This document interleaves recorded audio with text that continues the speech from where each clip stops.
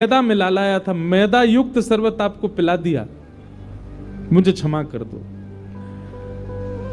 उन दोनों के चित्त में ये चिंता नहीं हुई कि हम मैदा पी गए पानी के संग, बल्कि उनके चित्त में ये चिंता हुई कि हम इस संसार के विषय में इतने ज्यादा व्यस्त हो गए हैं कि रात्रि में हमको इतना भान भी नहीं हुआ कि जल में शक्कर नहीं है, मैदा पी गए।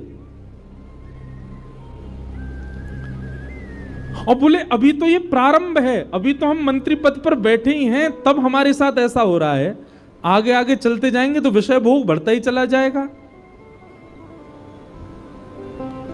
सदैव याद रखना बंधुओं, व्यक्ति वैष्णव दो ही हो सकते हैं। पहला वो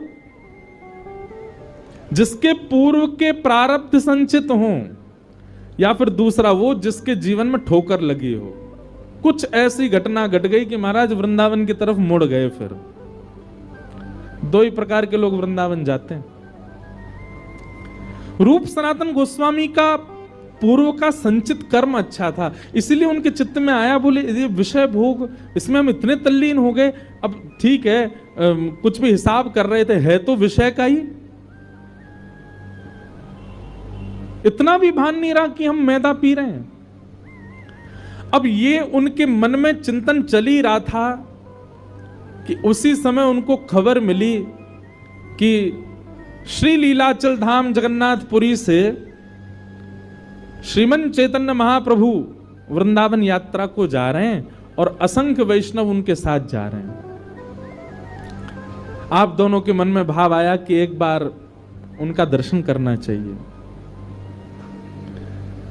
तो श्री चैतन्य महाप्रभु, इतनी भीड़ थी उनके साथ में कि उनको लगा इतनी भीड़ के साथ वृंदावन जाना ठीक नहीं, तो एक आधे रास्ता से वो वापस, उन्होंने ऐसा भाव रखा कि हम वापस नीलाचल जा रहे हैं। तो लोग बाग सोचे अब जा ही नहीं रहे वृंदावन, तो हम भी आगे क्या करेंगे, तो कई लोग अपने अपने घर को चले गए। तभी चैतन्य महाप्रभु ने देखा कि भीड़ कम हो गई, तो एक गांव में रुक गए। वो गांव रूप सनातन गोस्वामी का ही था।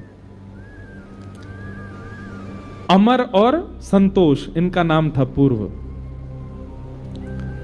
आप दोनों गए, चैतन्य महाप्रभु के श्री चरणों में जाकर के आपने प्रणाम किया और प्रणाम करके कहा कि महाराज अब ये संसार का विषय हमको भाता नहीं है, संसार के विषय भोग से हमारा मन उठता जा रहा है, हम क्या करें।